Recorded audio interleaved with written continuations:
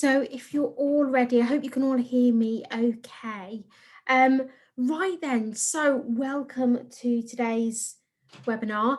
My name is Hayley. I'm going to be taking you through sort of these next steps and how Education City can help you. We know sort of the recent news explaining different schools are going to be opening at different times, sort of up and down the country really. And you might be in one of those positions where actually you've been open the whole time to all of your students. You might be planning a phased return. You might just get everybody back all in one go. The idea behind this webinar is to show you how Education City can help you regardless of what's going on essentially. So I hope that makes a little bit more sense. It will do as we're going through, I'm sure. We're going to keep it really sweet and simple today, and we're going to look at the My City areas, the resources and their uses, and tracking progress.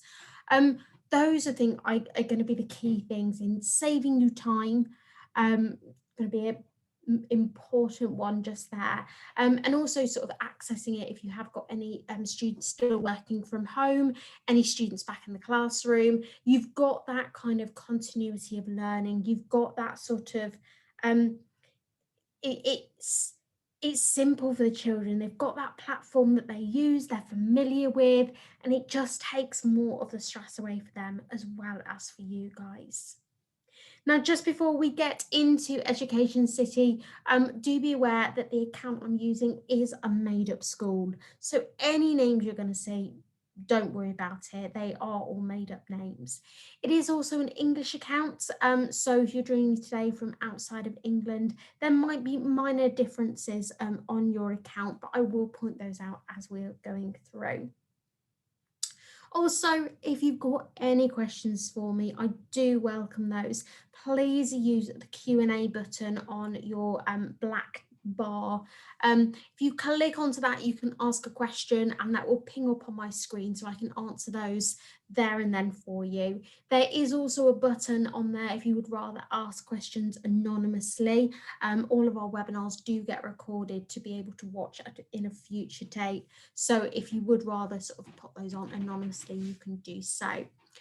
You can use the chat box, but just be aware that won't ping up on my screen like the Q&A box will. Okay, I think that's just about everything. If we head over to educationcity.com and we can get started. And here we are. Sorry about that. Now, if you're logged onto Education City and your page looks like this, do not panic. This is the classic view on Education City. Does the same thing, it's just the classic homepage, but if you click on the ribbon just there, might take a few clicks, I think it might be my computer, but it will take you to the new view. I just prefer this one. It's got a couple more features that are going to be more handy to you, and it's got a bit of a better flow to it. So I'm going to be using this screen for today. I'm going to start off, as I mentioned, in the My City area. So you can see that sort of there, the little folder icon, or we can head into Classwork or Homework. And either way, it does the same thing. Students do have access to both Classwork and Homework sort of 24/7. So it's entirely up to you how you use this within your school. And it is the same process. You can see new homework just there, and the same for classwork just there as well. So I've already started doing a bit of planning for after the Easter holidays. We're basing our planning on The Secret Garden. I love that book. I do. I really do love it. It gets some great descriptive writing out of it. But what I'm going to do is I'm going to add a new classwork just here. And this one is going to be entitled measurements, I think. There we go. And measurements for my group of 1. Obviously, you can use the grouping function on Education City to really differentiate who gets what. Again, back in the classroom, if you're wanting to use it for a round robin or sort of rotation station, you've got that option to do that with the grouping function as well. But just create this group, or this folder, I should say. getting myself all confused. There we are. If you haven't created a group previously, use the help center just here on the right hand side of your screen. Really, really handy. It's got all of our previous webinars on there, as well as some PDF and YouTube guides.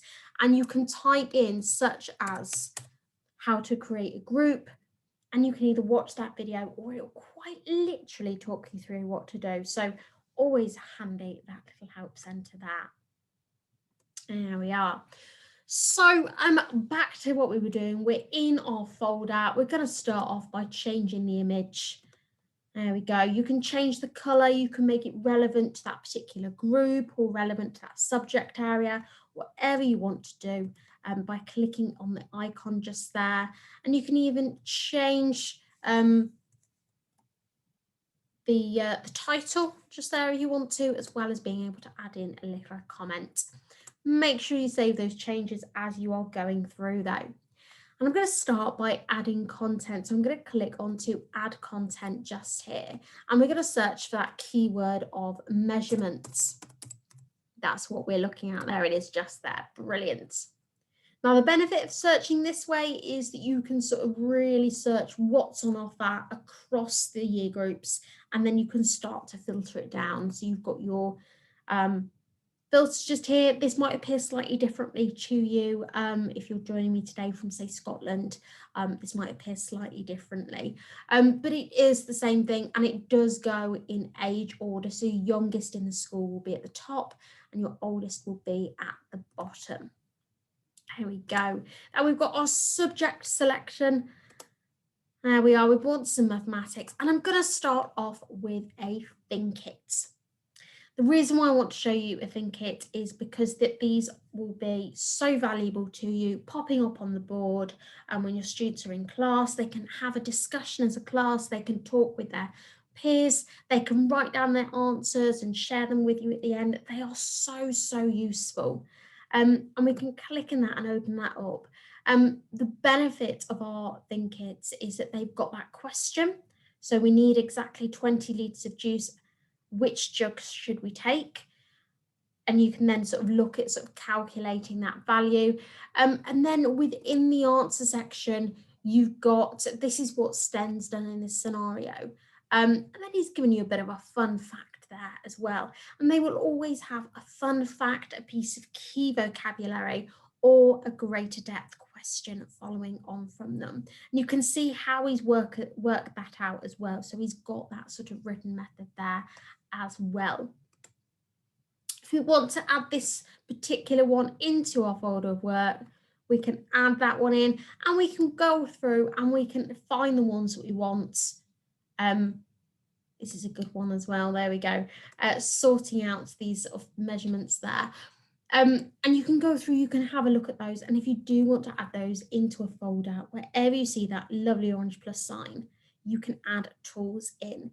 You do have the info button that will tell you what objectives have been met, if any, via these tools. There we go. Because everything on Education City is mapped to the curriculum that you follow, whether it be National Curriculum 2014 or the Curriculum for Excellence, it will all be mapped to the curriculum that you follow, and thus be mapped to the objectives within that curriculum as well. Now, while we're here looking at think its, don't forget our think it printables. So we have the question and the answer, and these are book ready. You've not got to worry about photocopying or editing or changing. You've not got to worry about children sort of drawing anything out. It's all there for you. And if we have a look at odd one out, which is just here, we could open that up and you can see it's book ready. It's got the question at the top. It's got lines underneath for students to write their answer. They can explain their reasoning. I know this because that's how I know. And they've got that there, same as in the think it answers just there as well. All of them absolutely book ready. So, so useful. It's so, so time saving as well. And we can add that one in there too. Moving on from the Think It, I want to tell you about our activities, because did you know that activity sheets are printable as well? So we've got the activities that can be used. In case you didn't know already, all activities on Education City are marked for you. That's right, all done automatically for you as long as students are logged in when they complete the activity, and that data gets stored as part of the success tracker. And we'll come to that a little bit later on so I can show you that information. But again, all about saving you a bit of time so you can get back in the classroom with your students, help them fill in their gaps across their time away from school, or away from the classroom, I should say.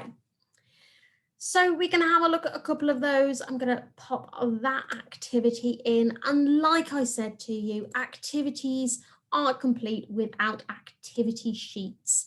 And again, this sort of thing is fantastic for rotation stations or round robins, couldn't get my words out then. So that carousel learning, you can have somebody doing the activity on a laptop, somebody else doing their activity sheet in their book. They've got different questions on them, so there's nothing to stop you from using both. Worth remembering that one. And we can scroll down, you can see desk assessment, there it is just there, and just add that in. It's so simple to do, it's so easy. Following on from those, I want to tell you about our Learn screens. If you don't already know, our Learn screens are so valuable in terms of independent learning. They really sort of give student control of their learning. They can learn at their own pace, in their own time. They can go back, refresh their memory, come back to something. So helpful. And they basically are pre-made PowerPoint presentations. They save you so much time in making your own presentations, and obviously can be enlarged to put onto whiteboards, interactive whiteboard, or can be used sort of on laptops with children as well. And because we're now HTML5 friendly, it does mean that all resources are available on iPads, laptops, tablets, computers, whatever you can think of. So there we go, let's add that one in there as well. So those are probably the key ones, as well as our games. If you don't know about our games already, do check them out. They are so useful, really educational, and a lot of fun. And we can see just here, if I just search for games, we can change the tool type to games as well. And there are predominantly two different types of games.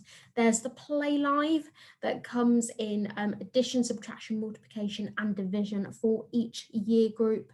And there are our new Whack-A-Mole games. All of them educational, all of them really good for like competitive natures, and sort of great for that instant recall. And you've got that competition in the classroom. You could say, okay, we're all going to have a go at the 3 times table Whack-A-Mole game this week, and we're going to have a championship. Something like that is so fun, and the children will absolutely love it. And you can play as well. If you're anything like me, I'm rubbish at them. So children thoroughly enjoy beating me on the Play Live games there. And again, we can add those in. Now, there are other resources, do check those out. We have our topic tools, which are great for that sort of instruction or modelling to your students. We have videos, we have some fantastic videos in English or literacy for reading comprehension. We've also got our multiplication table videos in the times table bundle. I believe that is a Key Stage 2 bundle, but you can always have a look for yourself in this subjects area and see what you can find. Now, we do also have our assessments as well. Check those out. They are on the this particular homepage. There's a tile that enables you to set the assessments. Obviously, assessments are marked for you as well. Data, we're going to come to very quickly. Once you've got your resources in your folder, make sure to save, and then you've literally got to work your way through these blue tabs. So we've got our students here. If you've created your groups, it's so useful because you can find your group. There we go. You can see them automatically just there, and we can then add those students in. Just going to scroll down. You can see how many groups I've got. There isn't a limit to how many groups you can have or how many groups a child can belong to. Although I do recommend a good spring clean at the end of the academic year. So we've got our groups here. Let me add this group in. There they are, just there. And you can see those students in there for that particular group. And the nice thing is as well, you can do this for a class, you can do this for a focus intervention group. It does come in so handy, particularly with students coming back into school. If they're on a rotation, if they're on sort of a staggered start, you've got these groups ready so you can differentiate that work really quickly and really easily as well. There we go. Now, all I will mention in preferences, there's loads of things in there, like countdown timers, added time, turning things off or on. Have a look at those. The most important one at the top here is making sure you publish to students if you want students to work through these. So you can publish, yes, you can do it indefinitely and just keep adding resources in throughout the duration of the unit, or you can schedule that time frame so you know you're going to be doing the unit between these two dates, and that's when it's ready. And that's it. It's so simple. And then you can start tracking where your pupils are at really easily. You'll be able to see a really simple color-coded system. Amber if they've attempted something but haven't scored that pass rate. Green if they've scored the pass rate or above, and grey there if they haven't attempted it yet. And any activities, the scores will be noted down here as well for the assessments there too. So useful, those My City folders, whether you're looking for planning purposes, whether you're looking to create classwork folders, homework folders, differentiated interventions or focus groups. They're so valuable. They really are. Do have a look at those. I'm just going to head back to the home page now just to show you one of the fantastic tools on the new homepage, and it's the work overview over here on the right hand side. This enables you to have a look for a folder of work that you've created and set. And you've got this really clear color-coded system. You can see whereabouts your students are at just there. And if you click to see more detail, it opens up that folder of work so you can have a bit of a look. And you can always go into the preferences section and change that minimum score if you wish to. Just remember to save. And then if we head to the home page, you'll see that score has now changed to 70%. So you can see where your students are at, update it constantly. And again, you can see if 50% of your class are on green, the other 50% are on amber, you can always then differentiate accordingly. Now, I told you about our success tracker. It is just here. So useful, really invaluable as well.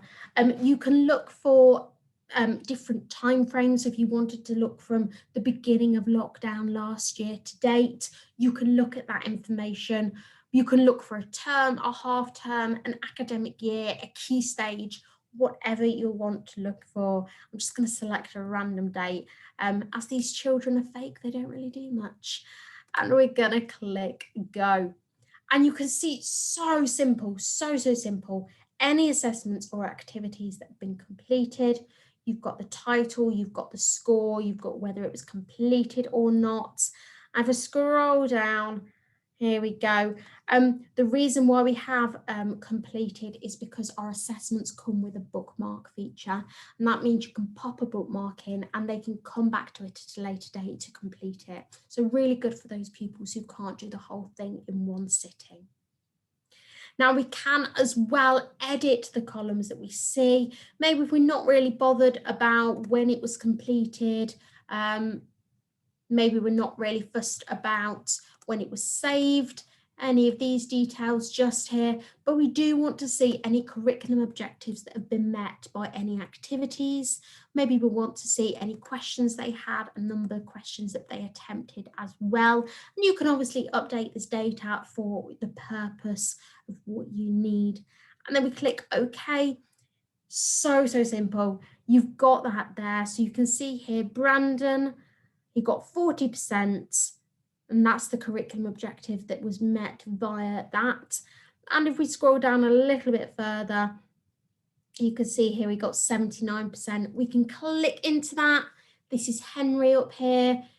We can scroll down. We can have a look at those questions he got incorrect.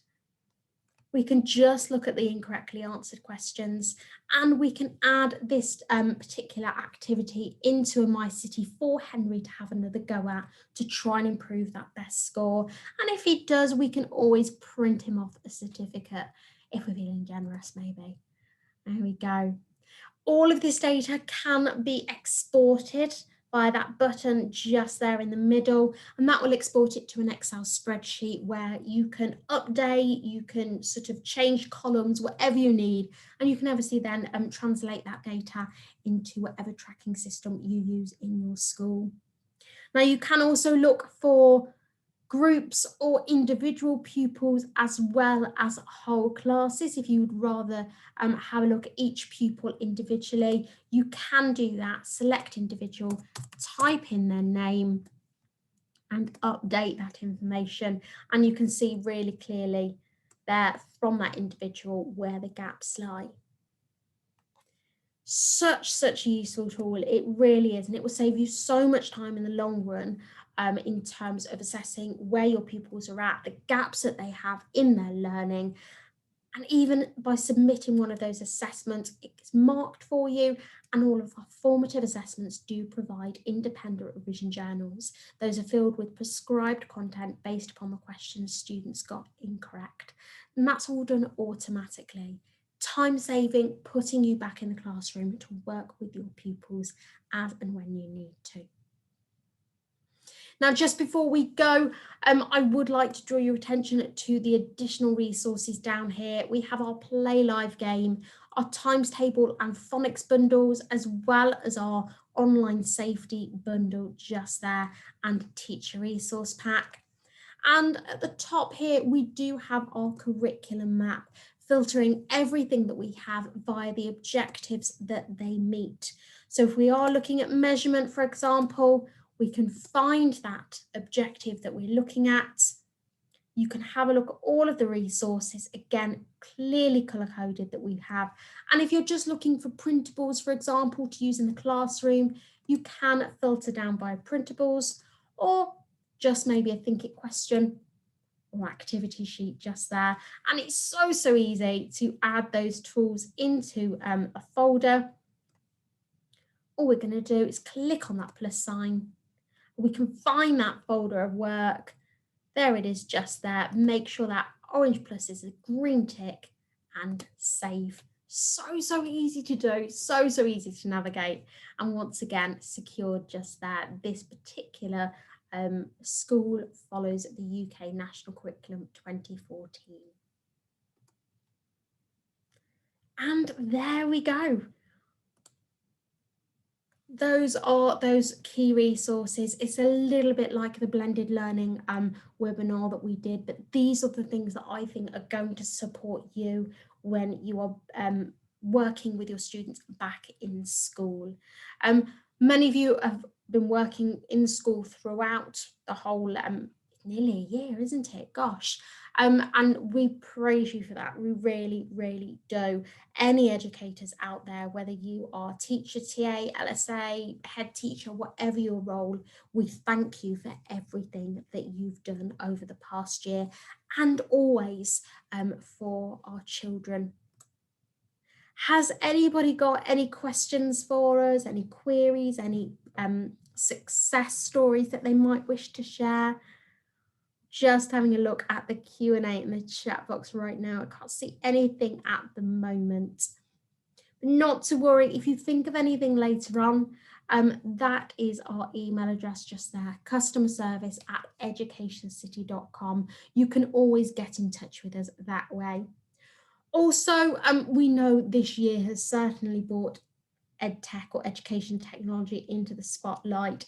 If you need any support with sort of strengthening your school's EdTech needs, your education technology needs, one of our subscribers, Feasy Park Farm Primary School, is actually a DFE EdTech demonstrator school. They're working with schools up and down the country, peer-to-peer, offering support for EdTech needs through the EdTech demonstrator program. So if you would like to know any more about that, again, do get in touch, customerservice@educationcity.com.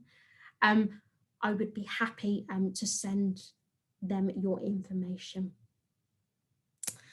Okay, that is us brought to the end of this now.